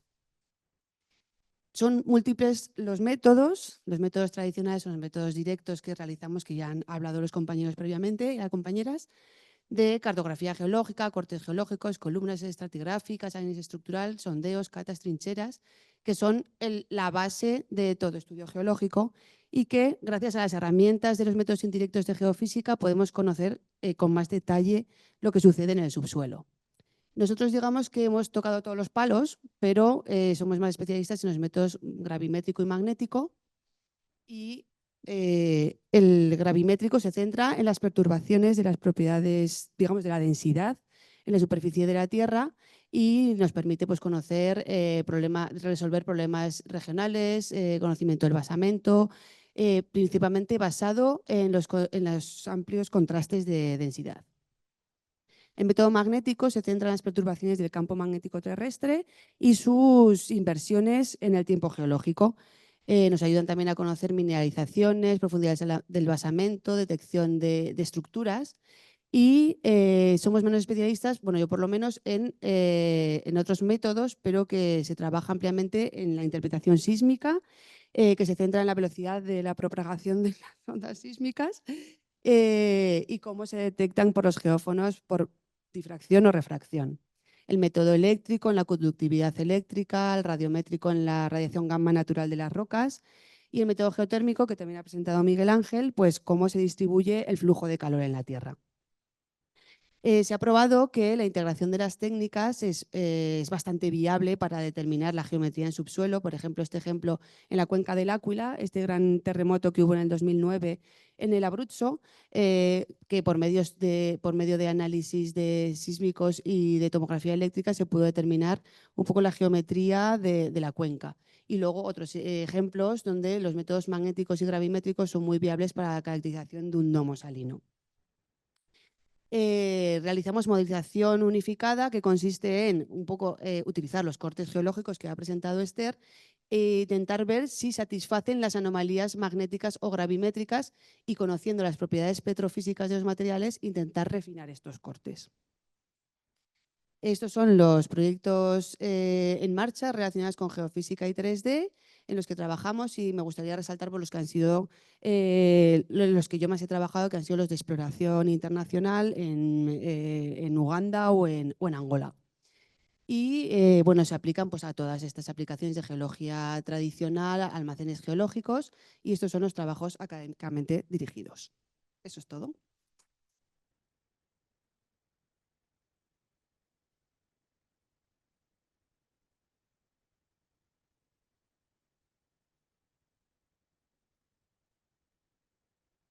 Hola, buenas. Soy Pablo Serra, muchos ya me conocéis de la universidad, y os voy a hablar pues, de otra de las técnicas que hacemos aquí en el IFME, sobre todo en la unidad de Zaragoza, como es el paleomagnetismo, que es el estudio del campo magnético terrestre en la antigüedad. Para ello utilizamos los minerales ferromagnéticos, que son los que registran el campo magnético, que se quedan, digamos, registran justo en su momento de crecimiento el campo magnético en el que crecieron, y nosotros somos capaces de ver la orientación que tenían esos minerales. Esto tiene diferentes aplicaciones, como puede ser la geocronología para datar paleotemas, series sedimentarias, poder datar yacimientos. Pues esto es los códigos de barras que habréis visto en algunas prácticas en clase en la universidad.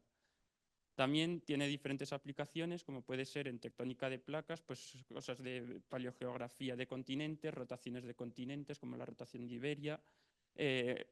A menor escala, pues rotación en tectónica regional, como pueden ser rotaciones de estructuras pues, en el Pirineo en diferentes orógenos.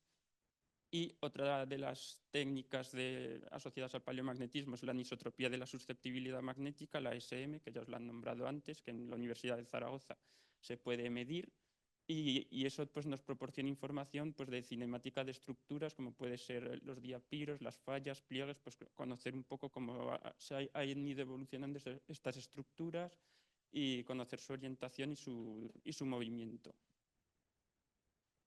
Además, también podemos aplicar las propiedades magnéticas como marcadores paleoclimáticos para hacer cosas de magnetismo ambiental, como puede ser temas de contaminaciones, mapas de contaminaciones, de evoluciones de cambios de las propiedades magnéticas que nos pueden indicar cambios climáticos, además de biomagnetismo pues, asociado pues, a árboles y demás, o como por ejemplo Ibiza Emilio, que estaba haciendo algunas cosas pues, del magnetismo de las piedras de riñón.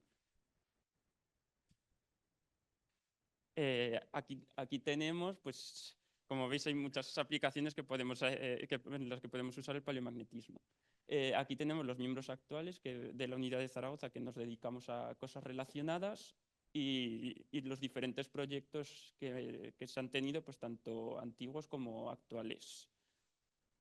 Diferentes colaboraciones internacionales que se ha tenido el grupo a lo largo por todo el mundo, pues como universidades australianas, estadounidenses, chinas y de diferentes sitios europeos. Y como veis, ha habido bastantes tesis doctorales dirigidas, además de otros trabajos académicos en los últimos años, con lo que es otra de las oportunidades que podéis tener si os interesa de hacer cosas de paleomagnetismo. Muchas gracias.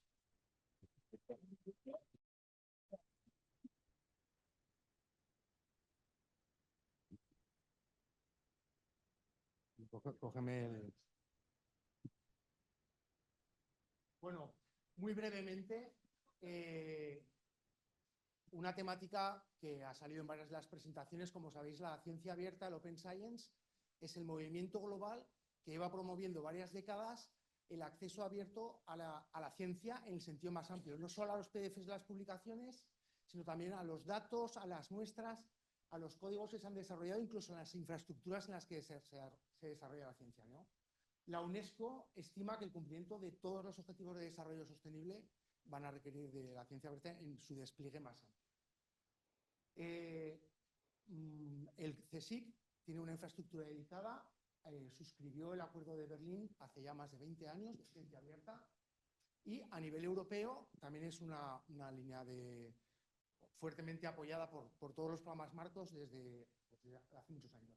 Actualmente, en el ámbito de las ciencias de la Tierra, bueno, ellos que es el European, la nube de datos europea de ciencia, en sentido más amplio, es el gran paraguas que nos va a permitir desplegar la ciencia abierta y la interoperabilidad de datos, los principios FAIR, en sentido más amplio, pero en ciencias de la Tierra existen tres grandes iniciativas. EMBRI, que es un hub de datos ambientales, que probablemente muchos conoceréis, más allá de las bases de datos y de las macroestructuras de datos marinos, que también son muy importantes, quizá no me he entretenido en eso.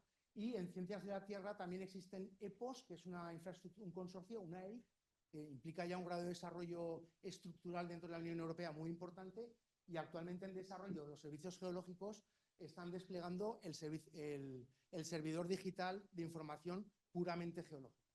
El instituto, como sabéis, estáis en tercero o cuarto de grado, habéis estado utilizando no solo las cartografías que ha explicado muy bien Esther, sino sirve un montón de información de hidrogeología, geofísica, geoquímica, riesgos geológicos.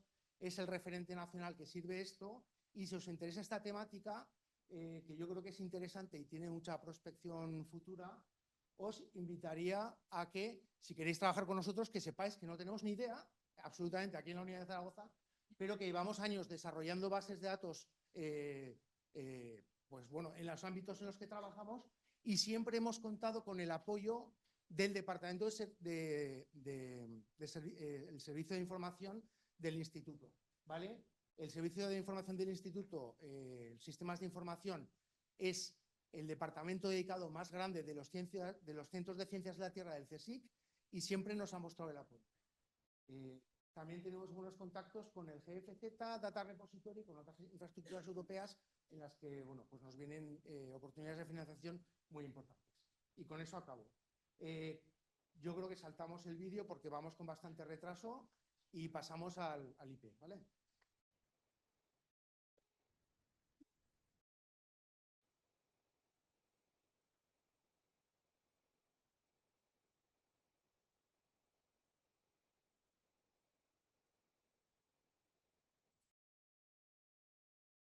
¿Cómo es?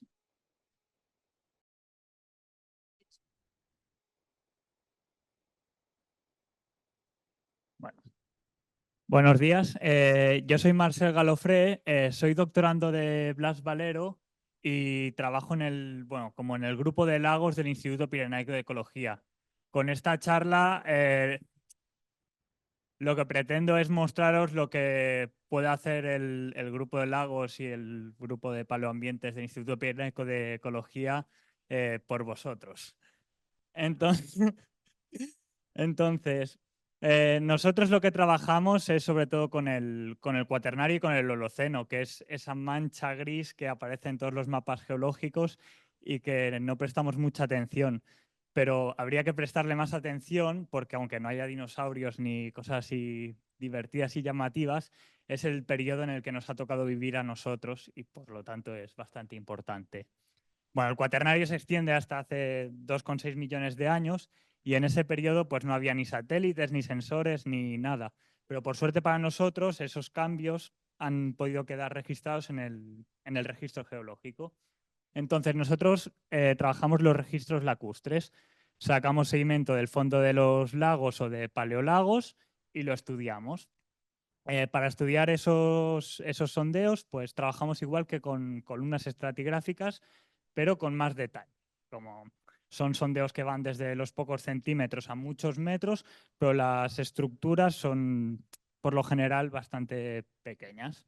Y bueno, trabajamos en el Pirineo, en Cuenca, en albuferas mediterráneas, lagos de Perú, de México, Chile y Canarias.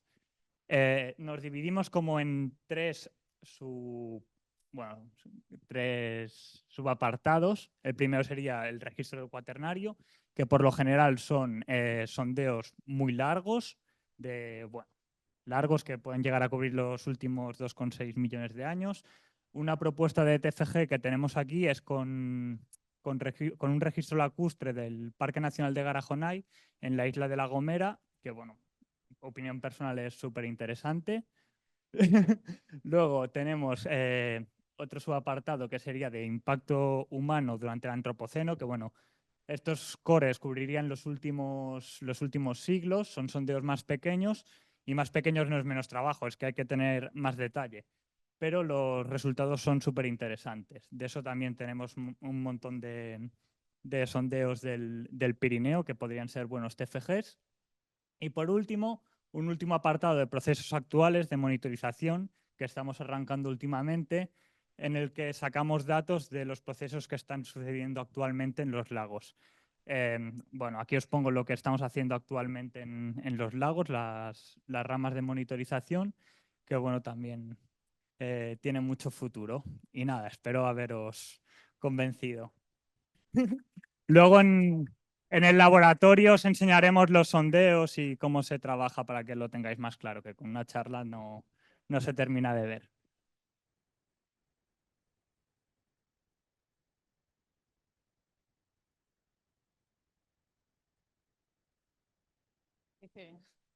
Bueno, pues voy a ir súper rápido porque no me da tiempo. Yo os voy a hablar de la parte de suelos, captura de carbono y usos del suelo. Seríamos el grupo de suelos del IP. Y bueno, como ya sabéis todos, el suelo es un recurso natural no renovable a escala humana que nos proporciona numerosos servicios ecosistémicos como la regulación del ciclo de nutrientes, base para la proporción de alimentos, hábitat para muchos organismos, pero quizá entre sus funciones la más destacada en el contexto de cambio global actual sea la de funcionar como fuente o sumidero de carbono, pudiendo almacenar el CO2 atmosférico procedente de diversas actividades humanas nuevamente bajo tierra. Sin embargo, este también se ve afectado negativamente por el cambio global, siendo una de sus afecciones más destacadas los cambios de usos y coberturas del suelo. En este sentido, encontramos que la montaña mediterránea ha sufrido desde mediados del siglo pasado un proceso de abandono y marginalización que, a causa del éxodo rural, que ha dado lugar a la reactivación de los procesos de revegetación natural y con ello a la matorralización del paisaje, llevando a la necesidad de gestionar el territorio por los efectos negativos asociados, como podrían ser el incremento de riesgos de incendios, de erosión, la pérdida de recursos pastorales, etc. Así, nos hemos ido a la media montaña riojana, en concreto al Valle del Leza, y hemos planteado la siguiente pregunta de investigación, que sería: ¿cómo afectan las diferentes estrategias de gestión posabandono a la calidad del suelo y en concreto al almacenamiento de carbono en el mismo? Nosotros solemos trabajar con 3 estrategias principales, que serían la revegetación natural, la gestión forestal, ya sea por repoblaciones o por dehesas, y el desbroce de matorral para la creación de pastos. Así tomamos muestras de suelo en diferentes coberturas, a distintas profundidades, en suelos ácidos o alcalinos. A su vez, dentro de cada estrategia tenemos en cuenta otros factores como pueden ser el tiempo desde el abandono, de gestión, el tipo de gestión. Y bueno, pues como veis, nos queda un puzzle muy majo con muchos factores condicionantes y las líneas en las que trabajamos se pueden juntar o agrupar en 3 secciones. La primera, estudiamos el almacenamiento de carbono en cada una de las estrategias con ayuda de mucho trabajo de campo, de laboratorio, sistemas de información geográfica para identificar las zonas de interés. Luego, en una segunda sección, profundizamos un poco más en ese proceso de almacenamiento de carbono con ayuda de más laboratorio y en concreto de técnicas de fraccionamiento que nos permiten diferenciar si ese carbono es lábil y por tanto se descompondría y podría volverse a emitir a la atmósfera, o si ya está en fase mineral y estaría realmente secuestrado. También podemos ver el tamaño de agregados en el que se queda atrapado. Y por último, con todos estos datos, pues nos pasamos a la modelización y hacemos predicciones a futuro que nos permiten o nos ayudan en la toma de decisiones para elegir las estrategias más adecuadas y así pues poder hacer frente a la marginalización del medio rural y así garantizar también los beneficios socioecológicos. Y bueno, pues muchas gracias.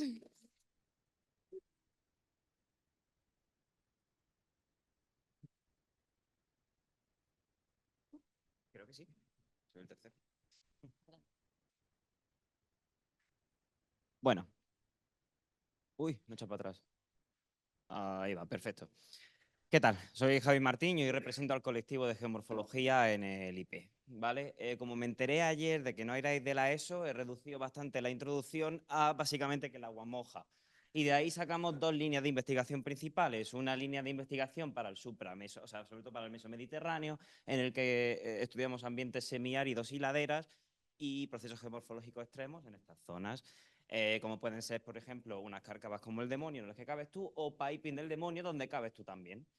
En el caso de la geomorfología, en la otra línea de investigación nos centramos en cuencas montañosas, que es la que yo estoy, es la que más mola. En este caso nos quedamos más por el piso montano, ¿vale? Partes bajas, relativamente bajas de los Pirineos, que a lo mejor puede tocar supramediterráneo. Y son unas zonas en las que hay una alta precipitación, una alta humedad y por lo tanto una dinámica muy fuerte, muy marcada, en la que se puede, por ejemplo, ver en esta imagen como en el río Osia hay unos volardos enormes y hay un montón de erosión y un montón de transporte. Y funcionan como fuentes de sedimento, por lo que tal tienen un interés bastante alto también para el tema de aguas abajo, ¿no? De lo que van soltando. ¿Cómo hacemos esto? Pues bueno, como se ha mencionado también antes, hay ortoimágenes desde los años 50 en España y bueno, cada par de décadas hay un vuelo de esto hasta que ya entraron las imágenes en satélite. Ya tenemos chorrocientas imágenes de las zonas de muestreo para tener una base con la que comparar actualmente.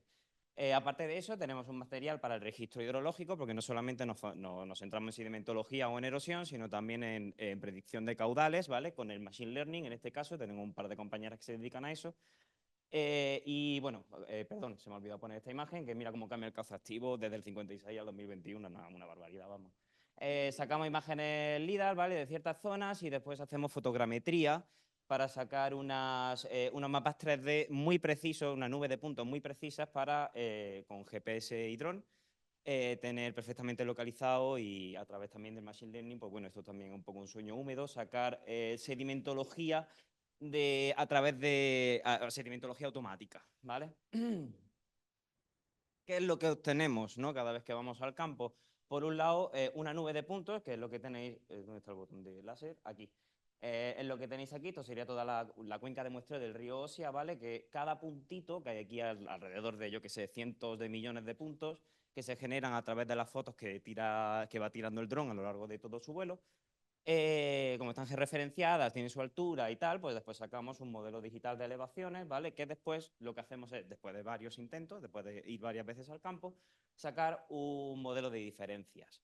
Aquí podéis ver, por ejemplo, lo que os he enseñado del piping. Aquí hay puntos súper rojos que de repente dices que hace ahí en medio un agujero. Pues efectivamente es que había piping y por ahí debajo está todo más hueco que todo. Nada, y ya pues como punto último, pues si no, no seríamos científicos, es echarle la culpa al humano. No, en serio, sacarle un motivo de por qué esta dinámica geomorfológica. En este caso, pues bien, pues, por efectos tormentosos en el cambio del régimen de aguas, por eso también hacemos un registro hidrológico.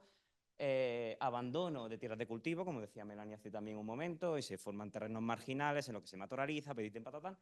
Y luego el impacto de las actividades que podamos hacer. Hay un Manel Llena, por ejemplo, mi director de tesis, tiene un proyecto súper chulo con el tema de las bicis en los senderos. Y nada, ha ido muy bien de tiempo, ¿no?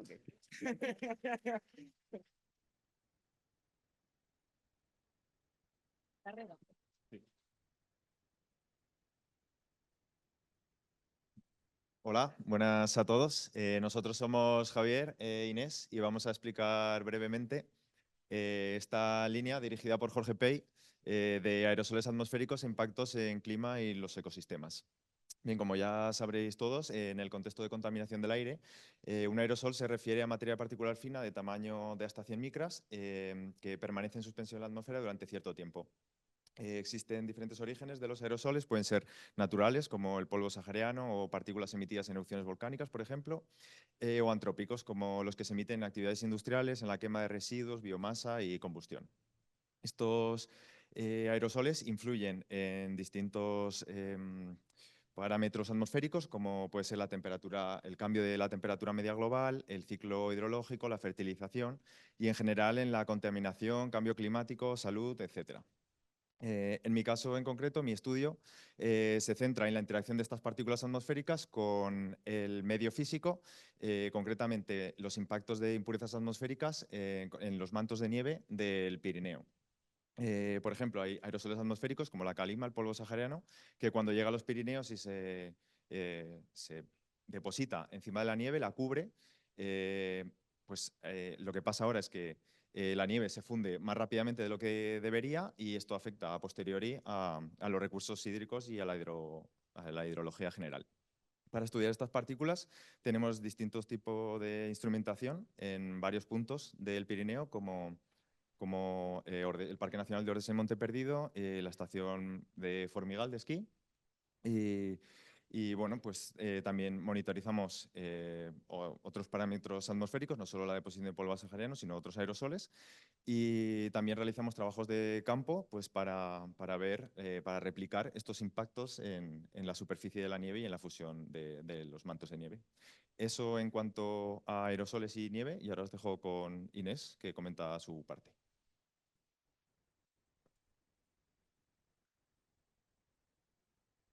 Bueno, pues como ya introducía mi compañero Javier, algunos aerosoles son de origen antrópico y pueden tener potencial para contaminar, y es precisamente el caso de los microplásticos, que básicamente son plásticos con un tamaño inferior a 5 milímetros.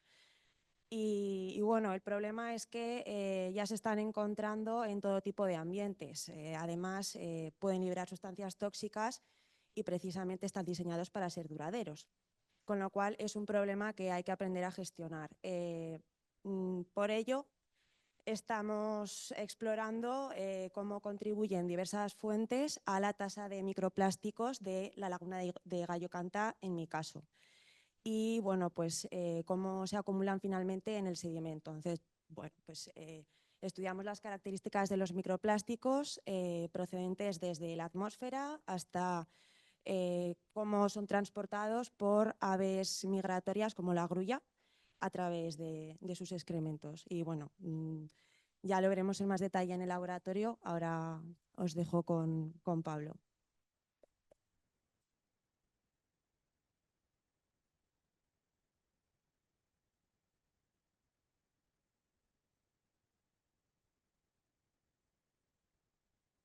Bueno, soy Pablo Domínguez y os voy a presentar rápidamente el proyecto mío de tesis y el de Francisco Rojas, Pacho, que no ha podido estar con nosotros ahora.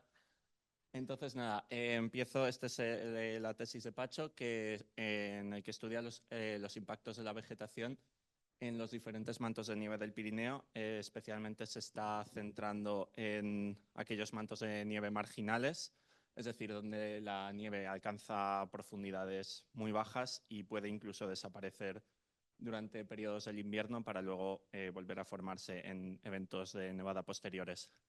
Se ve influenciado por tanto flujos de materia como de energía. Entonces, algunos ejemplos pueden ser, por ejemplo, la intercepción de la nieve por la cobertura vegetal. También puede verse afectado por las sombras que proyectan los distintos tipos de vegetación, ayudando a que se mantenga durante más tiempo la nieve. Pero también cuando ya en fases más avanzadas de la temporada, cuando ya las temperaturas son más elevadas, la vegetación puede radiar energía radiar temperatura, haciendo que la nieve alrededor de esta vegetación funda. Entonces, ¿de qué manera está estudiando Pacho cómo evoluciona la nieve? Bueno, principalmente el uso de sensores remotos. Tenemos un dron con el equipo y entonces mediante técnicas de eso, pues con el LIDAR, estudia el espesor del manto de nieve y cómo va evolucionando a lo largo de la temporada. También pues medición de variables climáticas, tanto a nivel macro como a nivel micro, registrando cómo son los flujos de temperatura cerca de las zonas de vegetación. Y también pues características hidrológicas aguas abajo de la cuenca experimental, tanto de caudal, temperatura y medición de isótopos para ver el origen de las aguas de fusión. Eso de manera muy rápida, su tesis. Y ahora entrando en la mía, que es un poco una extensión de lo que ha presentado Javi hace unos minutos. Yo estudio cuál es el impacto del polvo sahariano en las tasas de fusión de la nieve, digamos que sobre una zona más extendida, porque eso, sabemos que la nieve que se encuentra contaminada por el polvo presenta un albedo inferior, por lo tanto absorbe más energía y funde más rápido. ¿De qué manera queremos? Entonces, mi objetivo es cuantificar y encontrar una relación entre la concentración de distintos aerosoles, especialmente el polvo, y la tasa de fusión de la nieve. Entonces, tomamos muestras en la cuenca, estimamos la concentración de aerosoles y luego mediante lo mismo con el dron, pero en este caso usando no me sale ahora la palabra. Bueno, creamos índices espectrales para analizar la concentración y eso, intentar encontrar una correlación entre ambas cosas. Y nada, con esto os dejo y luego hablamos con más calma.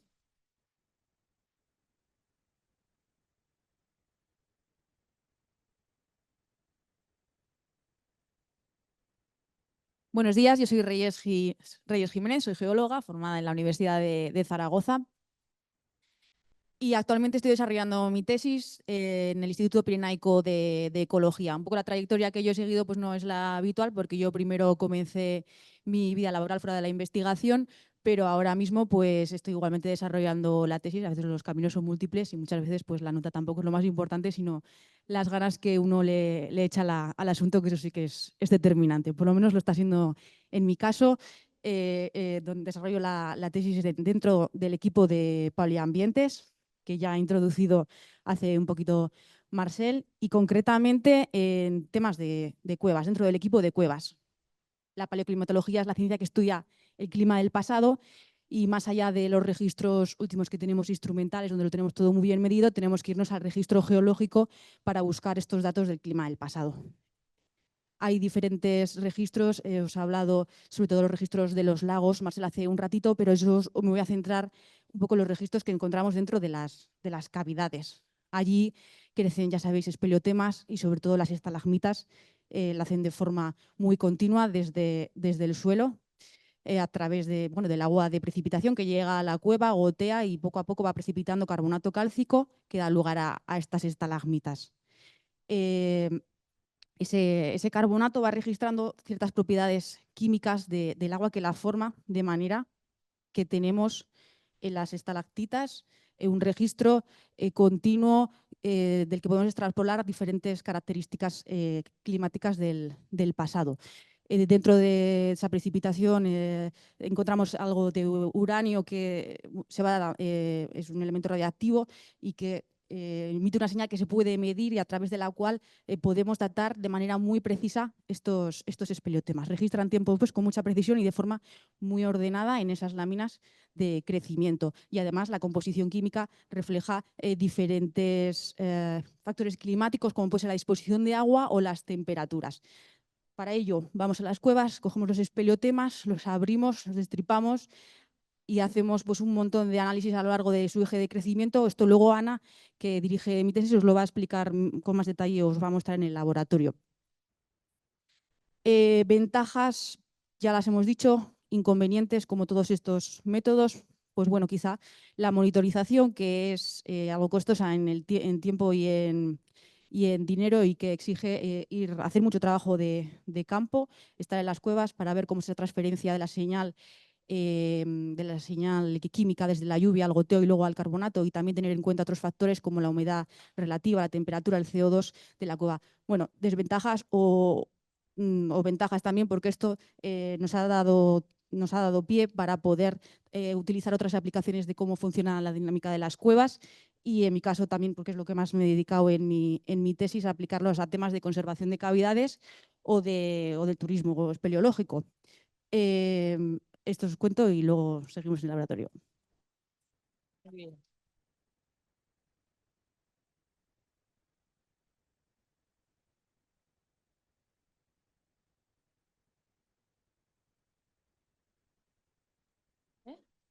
Hola, buenos días.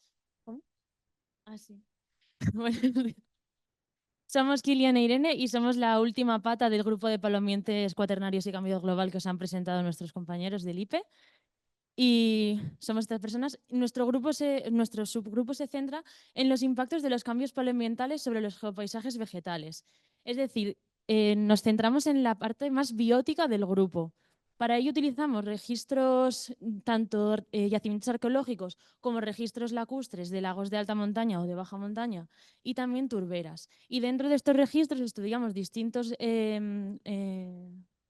proxies, como por ejemplo el polen fósil, el ADN sedimentario fósil, que es cualquier resto de ADN que genera cualquier tipo de organismo, desde microorganismos, hongos, plantas o animales que se acaban depositando en el fondo del lago y quedan registrados en el sondeo. También esporas de hongos o de lechos, fitolitos, que son registros biomineralizados que dejan las plantas, y también carbones, que son restos vegetales quemados en proceso de mineralización y que permiten reconstruir los fuegos que ha habido a lo largo del tiempo. Bueno, pues a partir de estos proxies fósiles que utilizamos, que somos creo que la pata que completa este grupo de paleo, que somos que utilizamos la vegetación, pues tenemos el principal objetivo de conocer cómo era la vegetación en los últimos 200.000 años. Lo que pasa es que nos centramos sobre todo en el Holoceno, que son los últimos 12.000 años. Entonces, pues uno de los objetivos sería trazar cómo ha sido la vegetación en estos 12.000 años, cómo se ha interaccionado con el clima, con el ser humano. Y bueno, pues también añadimos restos de carbones de incendios pasados para interpretar cómo ha ido variando y cómo ha ido interaccionando con pues, el resto de componentes en un paisaje. Y bueno, y para finalizar, derivado de estos objetivos, pues surgen nuestras tesis doctorales que están ahora en marcha Y bueno, pues en mi caso, para no complicarlo mucho, utilizo bases de datos de polen actual y polen fósil para reconstruir la vegetación de los últimos 10.000 años. Y bueno, pues también está ahora mismo la tesis de Cristina, que está bueno, pues, utilizando ADN sedimentario también para reconstruir las redes de coexistencia entre comunidades vegetales y animales durante el Holoceno. Luego está también Javier Lara, que como algo distintivo es arqueólogo y se centra más en ver las dinámicas de la vegetación y de la humanización del Pirineo central en el piso subalpino desde la prehistoria, y para ello estudia los fitolitos, que permiten diferenciar entre algunas especies de plantas. Y por último, mi tesis, que yo estudio tanto el ADN como el polen fósil, esporas fósiles y carbones, se centra en determinar cuándo y cómo empezó el impacto humano en el Pirineo central. Para ello estudio el sondeo lacustre del Ibón de Trama Castilla y ver qué consecuencias ha tenido sobre los ecosistemas subalpinos.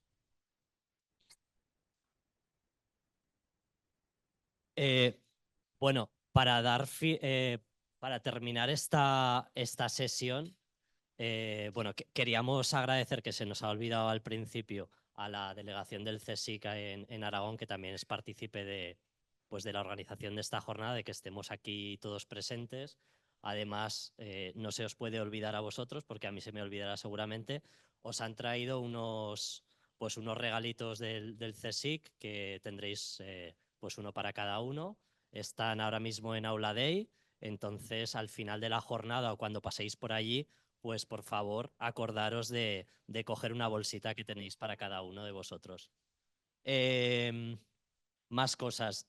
Vamos a hacernos una foto de grupo que nos la haremos después de tomarnos un café y un almuerzo que tenemos ahora mismo en la parte de abajo del edificio, ¿vale? Y la foto será anterior a irnos de visita por los centros. Y bueno, nada más, agradeceros a todos los que habéis venido a conocernos, y bueno, esperamos que os haya sido útil esta jornada pues de puertas abiertas en este campus del CSIC. Y nada más, que nos vamos a tomar un café.